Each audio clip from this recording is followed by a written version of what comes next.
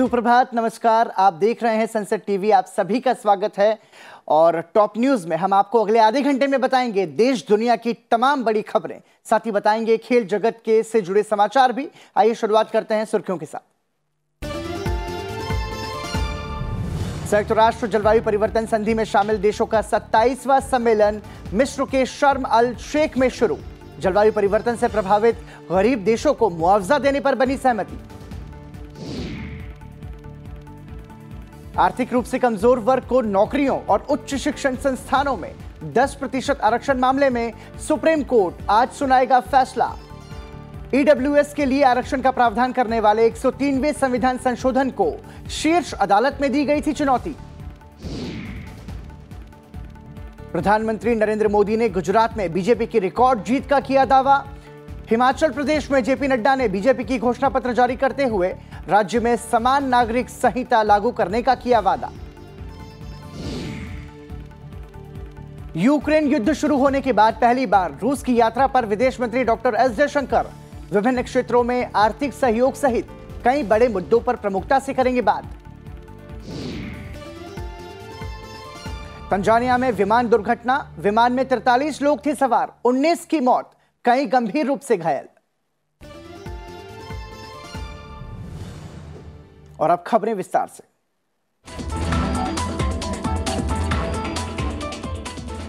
संयुक्त राष्ट्र जलवायु परिवर्तन संधि मामले में शामिल देशों का 27वां सम्मेलन मिस्र के शर्म अल शेख में शुरू हुआ। सम्मेलन में पर्यावरण, वन और जलवायु परिवर्तन मंत्री भूपेंद्र यादव भारतीय प्रतिनिधिमंडल का नेतृत्व कर रहे हैं। मिस्र में जुटे दुनिया भर के प्रतिनिधियों के बीच इस संवेदनशील मुद्दे पर अमीर देशों के कारण जलवायु परिवर्तन से सबसे ज्यादा प्रभावित होने वाले गरीब देशों को मुआवजा देने के मुद्दे पर चर्चा को लेकर सहमति बनी है। यह पहली बार है कि COP27 ने अपने एजेंडे में औपचारिक तौर पर जलवायु मुआवजे को शामिल किया है।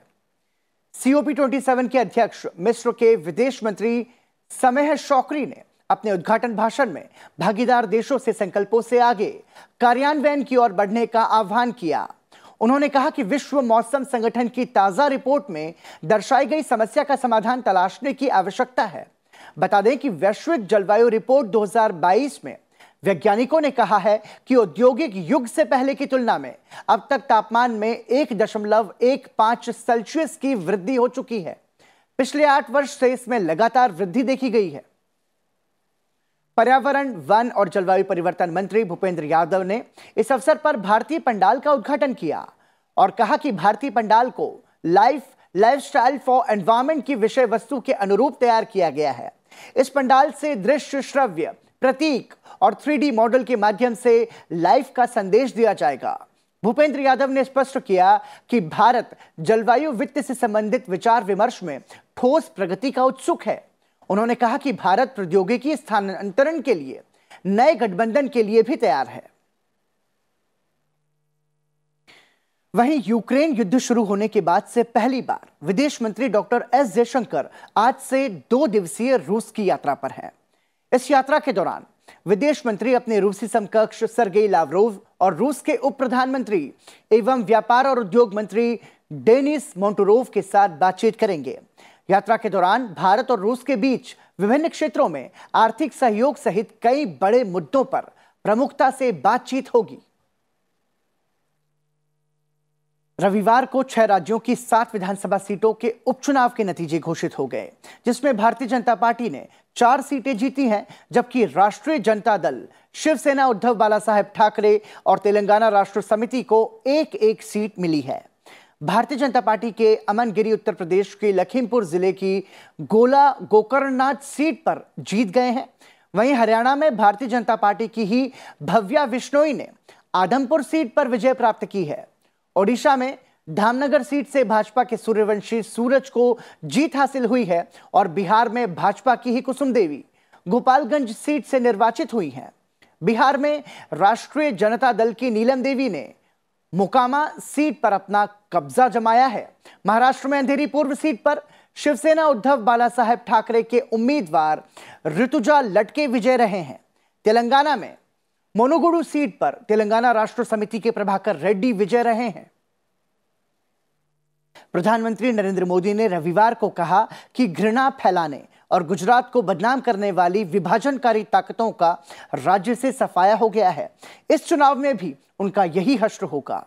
विधानसभा चुनाव कार्यक्रम की घोषणा के बाद अपने गृह राज्य में पहली चुनावी रैली को संबोधित करते हुए प्रधानमंत्री मोदी ने गुजराती में नया नारा दिया, आ गुजरात में बनाव्यू छे, यानी कि ये गुजरात मैंने बनाया है। प्रधानमंत्री ने वलसाड जिले के कपरादा तालुका के आदिवासी बहुल नाना पोंधा में कहा कि दिल्ली में बैठे बैठे मुझे रिपोर्ट मिल रही है कि भाजपा इस बार गुजरात में रिकॉर्ड वोटों से जीतेगी। भाइयों बहनों, अंदर मनमाथी निकले थे आवाज એવું કહેવું જો એ નીકળે છે, આ ગુજરાત મેં બનાવ્યું છે।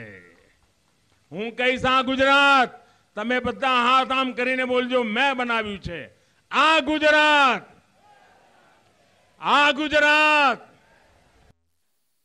उधर भाजपा अध्यक्ष जेपी नड्डा ने हिमाचल प्रदेश में विधानसभा के लिए पार्टी का घोषणा पत्र जारी करते हुए समान नागरिक संहिता, सरकारी नौकरियों, नए शिक्षण संस्थानों में महिलाओं के लिए 33% आरक्षण और विभिन्न क्षेत्रों के लिए रियायत का वादा किया। भाजपा के राष्ट्रीय अध्यक्ष जेपी नड्डा ने महिलाओं के लिए एक अलग घोषणा पत्र भी जारी किया, जिसमें सरकारी नौकरी सहित 8 लाख नौकरियों के सृजन का वादा किया गया है।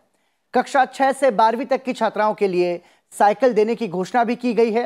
साथ ही उन्होंने कहा कि नई भाजपा सरकार वक्फ संपत्तियों के अवैध उपयोग को रोकने के लिए सर्वेक्षण का आदेश देगी। भाजपा के संकल्प पत्र को जारी करते हुए जेपी नड्डा ने वादा किया कि अगर पार्टी सत्ता में आती है तो हिमाचल प्रदेश में यूसीसी यानी कि यूनिफॉर्म सिविल कोड लागू किया जाएगा, और उन्होंने कहा कि इसके लिए एक समिति बनाई जाएगी। भारतीय जनता पार्टी की सरकार यहां पर यूनिफॉर्म सिविल कोड लेके आएगी। भारतीय जनता पार्टी की सरकार 8 लाख से ज्यादा जॉब अपॉर्चुनिटीज, एम्प्लॉयमेंट की अपॉर्चुनिटीज को हिमाचल प्रदेश में फेज मैनर में बढ़ाएगी। भारतीय जनता पार्टी ये सुनिश्चित करेगी कि सभी विलेज, सभी गांव स्टेट के वह पक्के सड़कों के साथ जुड़ जाएंगे। प्रधानमंत्री ग्रामीण सड़क योजना के तहत भारतीय जनता पार्टी की सरकार 5 नए मेडिकल कॉलेजेस प्रदेश में खोलेगी। बात करते हैं अगली खबर की। नोबेल पुरस्कार से सम्मानित अर्थशास्त्री अभिजीत बनर्जी ने कहा है कि चुनाव से पहले लोगों को रियायतें एवं मुफ्त उपहार देना गरीबों की मदद का सर्वश्रेष्ठ तरीका नहीं है और इसे अनुशासित करने की जरूरत है। अभिजीत बनर्जी ने अच्छा अर्थशास्त्र, खराब अर्थशास्त्र विषय पर आयोजित एक संगोष्ठी में विकास परक अर्थशास्त्र, अर्थव्यवस्था के व्यवहारिक मॉडल, जीवन यापन का संकट, सामाजिक सुरक्षा और कीमतों एवं राहत उपायों के प्रतिकूल प्रभाव जैसे कई मुद्दों पर बात की। अभिजीत बनर्जी ने चुनावों के समय दिए जाने वाले सरकारी तोहफों और रियायतों पर चिंता जताते हुए कहा कि इसे अनुशासित करने की आवश्यकता है। उधर दिल्ली की वायु गुणवत्ता में थोड़े सुधार के बाद केंद्र के वायु गुणवत्ता आयोग ने गैर BS6 डीजल से चलने वाले हल्के मोटर वाहनों और ट्रकों के राजधानी में प्रवेश करने पर लगाए गए प्रतिबंध को हटाने के निर्देश दिए हैं। केंद्र के वायु गुणवत्ता आयोग के इन निर्देशों पर चर्चा करने के लिए आज दिल्ली के पर्यावरण मंत्री एक बैठक करेंगे। इस बैठक में प्राथमिक विद्यालयों को फिर से खोलने और 50% सरकारी कर्मचारियों को घर से काम करने के आदेश को रद्द करने का निर्णय लेने की संभावना है। हालांकि ग्रेडेड रिस्पॉन्स एक्शन प्लान यानी ग्रैब के चरण 1-3 के तहत उपाय लागू रहेंगे और पूरे राष्ट्रीय राजधानी क्षेत्र NCR समेत सभी संबंधित एजेंसियों द्वारा लागू किए जाएंगे। उनकी निगरानी की जाएगी और समीक्षा भी की जाएगी ताकि यह सुनिश्चित हो सके कि एयर क्वालिटी इंडेक्स का स्तर आगे गंभीर श्रेणी में न आए। वहीं भारतीय कृषि अनुसंधान संगठन के आंकड़ों से पता चलता है कि पंजाब में पराली जलाने की घटनाओं की संख्या एक दिन पहले 2817 से तेजी से घटकर 599 हो गई है। इकोनॉमिक वीकर सेक्शन यानी कि आर्थिक रूप से कमजोर वर्ग को नौकरियों और उच्च शिक्षण संस्थानों में 10% आरक्षण मामले में सुप्रीम कोर्ट आज फैसला सुनाएगा। ईडब्ल्यूएस के आरक्षण का प्रावधान करने वाले 103वें संविधान संशोधन को शीर्ष अदालत में चुनौती दी गई है। चीफ जस्टिस यूयू ललित की अध्यक्षता वाली 5 सदस्यीय संविधान पीठ ने 6.5 दिन की सुनवाई के बाद 27 सितंबर को फैसला सुरक्षित रख लिया था। आज से राजधानी दिल्ली में सेना के शीर्ष कमांडर्स का 5 दिवसीय सम्मेलन शुरू हो रहा है। सम्मेलन में पाकिस्तान चीन से लगी सीमा समेत राष्ट्रीय सुरक्षा चुनौतियों की व्यापक समीक्षा की जाएगी। साथ ही उन उपायों पर भी मंथन किया जाएगा जिससे देश की 13 लाख सैनिकों वाली मजबूत सेना की युद्धक क्षमता को बढ़ाया जा सके। 11 नवंबर तक दिल्ली में चलने वाले इस सम्मेलन में रक्षा मंत्री राजनाथ सिंह की सैन्य कमांडर्स के साथ वार्ता का कार्यक्रम 10 नवंबर को प्रस्तावित है। कमांडर्स कॉन्फ्रेंस के दौरान उभरती क्षेत्रीय सुरक्षा स्थिति और रूस यूक्रेन युद्ध से जुड़ा भू राजनीतिक असर पर भी चर्चा होगी। इसमें सेना को भविष्य के लिए तैयार करने से संबंधित आवश्यक बदलाव से जुड़े मुद्दों पर मंथन होगा ताकि संचालन क्षमता को बढ़ाया जा सके। सम्मेलन के तहत तय गतिविधियों में भारत चीन समसामयिक संबंधों पर वार्ता करना और राष्ट्रीय सुरक्षा के समक्ष तकनीकी चुनौतियां जैसे विषय को शामिल किया गया है। सीडीएस जनरल अनिल चौहान और नौसेना तथा वायुसेना के प्रमुख भी सम्मेलन को संबोधित करेंगे ताकि तीनों सेनाओं के बीच तालमेल को बढ़ावा दिया जा सके। लोकसभा अध्यक्ष ओम बिरला संसदीय क्षेत्र कोटा के दौरे पर हैं। लोकसभा अध्यक्ष ने रविवार को बी एक्सपो में युवा उद्यमियों के नवाचारों को देखा। स्मॉल स्केल इंडस्ट्रीज एसोसिएशन की यूथ विंग द्वारा आयोजित एक्सपो के अवलोकन के बाद लोकसभा अध्यक्ष ने कहा कि ये युवा अपनी प्रभावशाली सोच और क्षमता से समाज को नई दिशा दिखा रहे हैं। युवा ही अपने सामर्थ्य और संकल्प शक्ति से विकसित भारत को साकार करेंगे। लोकसभा अध्यक्ष ने कोटा बूंदी प्रवास के दौरान कैंप कार्यालय में आमजन से भेंट की। उन्होंने कहा कि ये लोग मुझे परिवार का सदस्य मानते हैं और बड़े भरोसे के साथ मेरे साथ अपना सुख दुख बांटने आते हैं। मेरी भी कोशिश रहती है कि उनकी समस्याओं और परेशानियों को दूर कर उन्हें राहत दिला सकूं। इसी के साथ टॉप न्यूज में रुक रहे हैं एक छोटे से ब्रेक के लिए। ब्रेक के बाद आपको बताएंगे अंतर्राष्ट्रीय जगत की बड़ी खबरें और साथ ही नजर डालेंगे व्यापार और खेल जगत के से जुड़े समाचारों पर भी। आप बने रहिए हमारे साथ।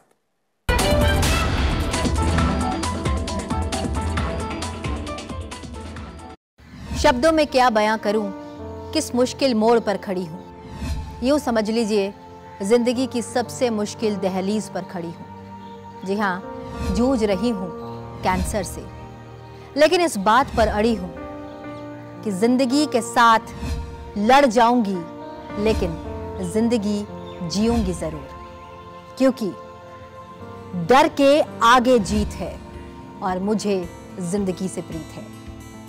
देखना ना भूलिए अपना आसमां में कैंसर सर्वाइवर्स की कहानी, उन्हीं की जुबानी, क्योंकि वो आपको ये संदेश देंगे कि जिंदगी खूबसूरत है। देखना ना भूलिए अपना आसमां, सोमवार शाम 6 बजे सिर्फ संसद टीवी पर।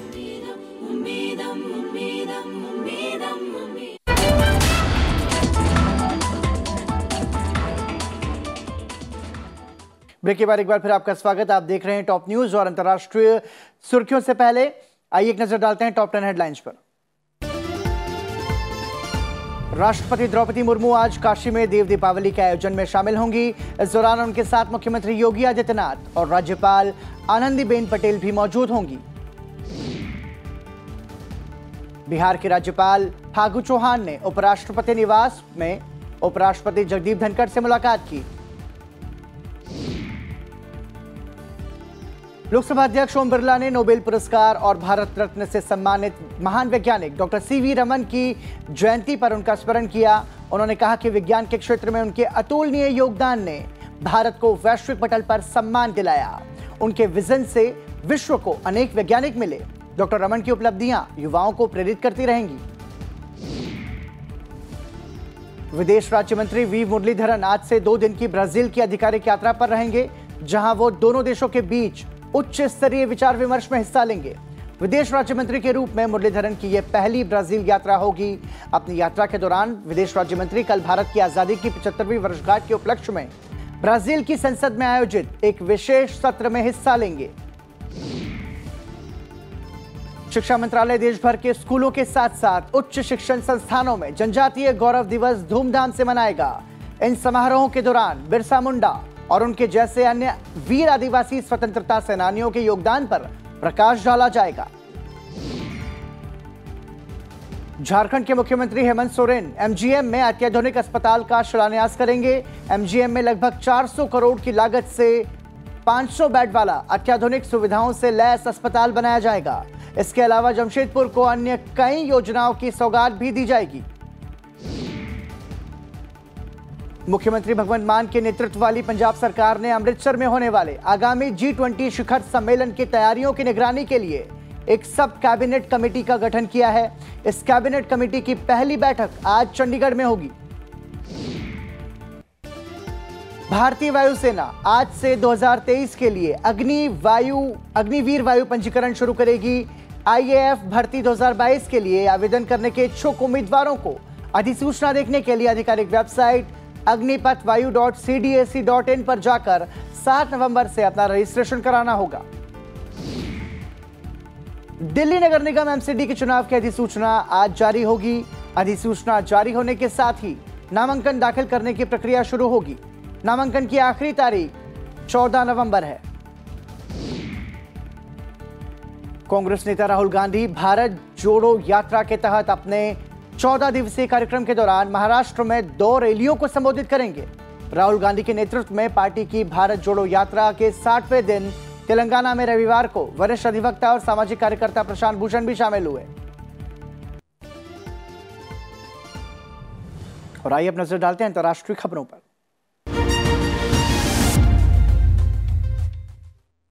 तंजानिया में एक यात्री विमान एयरपोर्ट की लैंडिंग के दौरान झील में क्रैश हो गया। प्रिजीशन एयरलाइंस का घरेलू विमान जिस वक्त बुकुबा में लैंड करने जा रहा था, ठीक उसी वक्त पायलट का नियंत्रण छूट गया और विमान एयरपोर्ट के पास विक्टोरिया झील में जा गिरा। हादसे के वक्त इस विमान में 43 यात्री सवार थे, जिसमें से 19 लोगों की मौत हो गई। वहीं राहत बचाव कर्मियों ने तालाब में गिरे 26 लोगों को बचा लिया है। यह विमान दार एस सलाम से बुकुबा वाया मुआंजा होकर जा रहा था। आपको बता दें कि बुकुबा एयरपोर्ट पर रनवे का एक हिस्सा अफ्रीका की सबसे बड़ी झील विक्टोरिया लेक के ठीक बगल में है।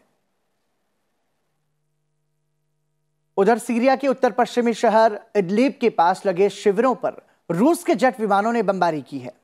इस हमले में कम से कम 9 नागरिकों की मौत हो गई। सीरियाई सेना के तोपखाने के कर्मियों ने बताया कि जेट विमान काफी ऊंचाई पर थे। उन्होंने इदलिब के पश्चिम में लगे शिविरों के पास जंगलों पर भी बम गिराए।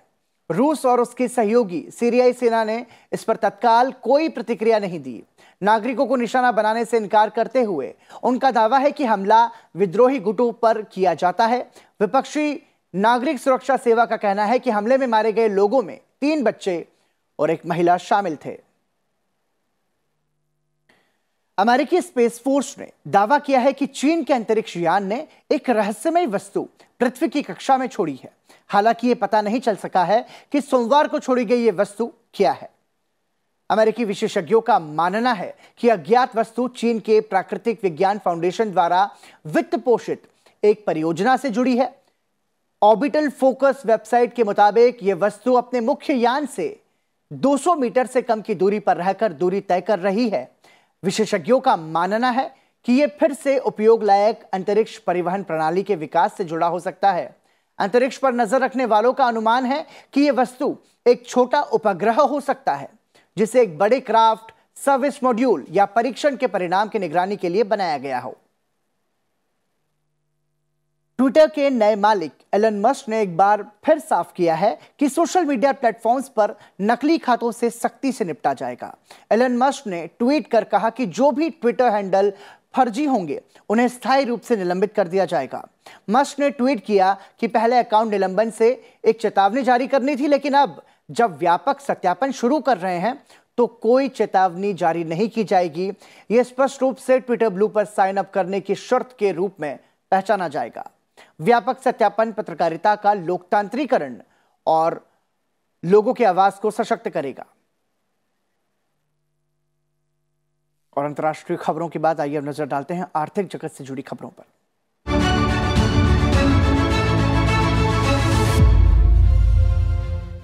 और सबसे पहले नजर डालते हैं शेयर बाजार के ताजा हालात पर। आज सेंसेक्स 237.77 अंकों की बढ़त के साथ 61,188.13 पर खुला है।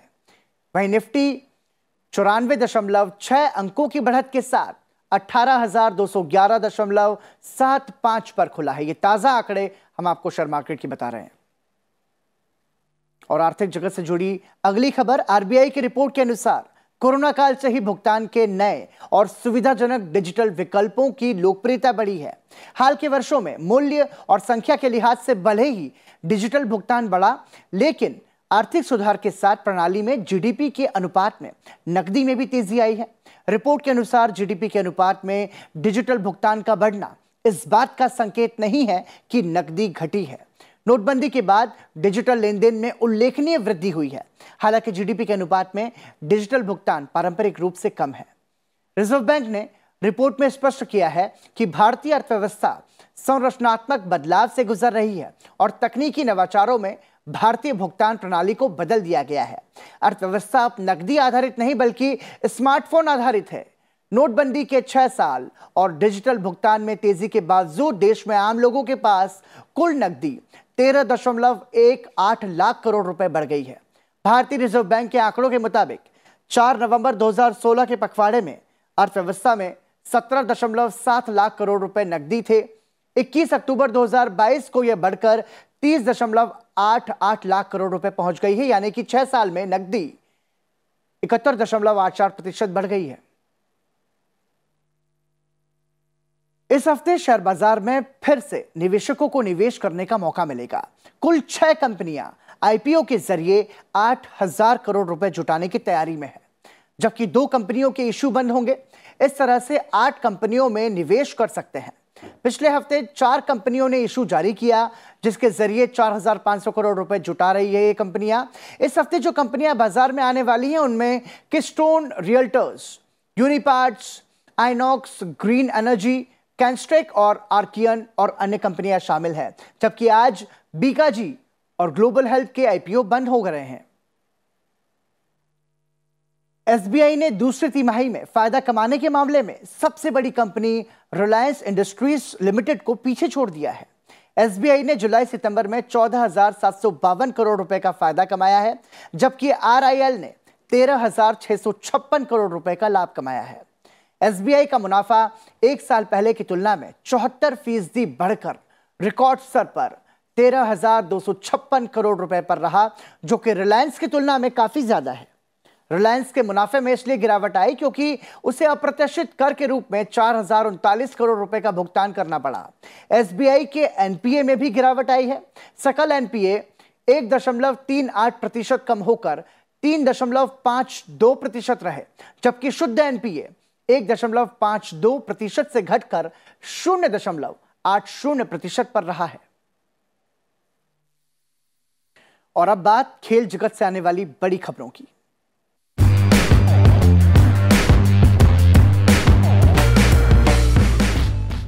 ऑस्ट्रेलिया में चल रहे टी20 विश्व कप में लीग मैच समाप्त होने के साथ ही सेमीफाइनल की तस्वीर साफ हो गई है। टी20 विश्व सेमीफाइनल में भारत, इंग्लैंड, पाकिस्तान और न्यूजीलैंड की टीमें अपनी अपनी जगह बना चुकी हैं। पहला सेमीफाइनल मुकाबला न्यूजीलैंड और पाकिस्तान के बीच बुधवार 9 नवंबर को सिडनी में होगा। वहीं दूसरा मुकाबला भारत और इंग्लैंड के बीच 10 नवंबर को एडिलेड में खेला जाएगा। भारत के सुपरस्टार मुक्केबाज शिव थापा ने 6ठी बार एशियाई चैंपियनशिप मेडल पक्का कर लिया है। जॉर्डन के अम्मान में चल रही एएसबीसी एशियाई एलीट मुक्केबाजी चैंपियनशिप के क्वार्टर फाइनल मुकाबले में शिव थापा ने दक्षिण कोरिया के मिनसू चोई को उनके खिलाफ क्वार्टर फाइनल में प्रभावी जीत दर्ज की। इस जीत के साथ ही थापा अब एशियाई चैंपियनशिप में सबसे सफल पुरुष मुक्केबाज बन गए हैं, जिनके नाम 6 प्रतियोगिता पदक हैं। इसके अलावा कॉमनवेल्थ गेम्स में 2 बार के ब्रॉन्ज मेडल विजेता मोहम्मद हसामुद्दीन ने चैंपियनशिप के सेमीफाइनल में जगह बनाकर भारत के लिए एक और पदक पक्का कर लिया है।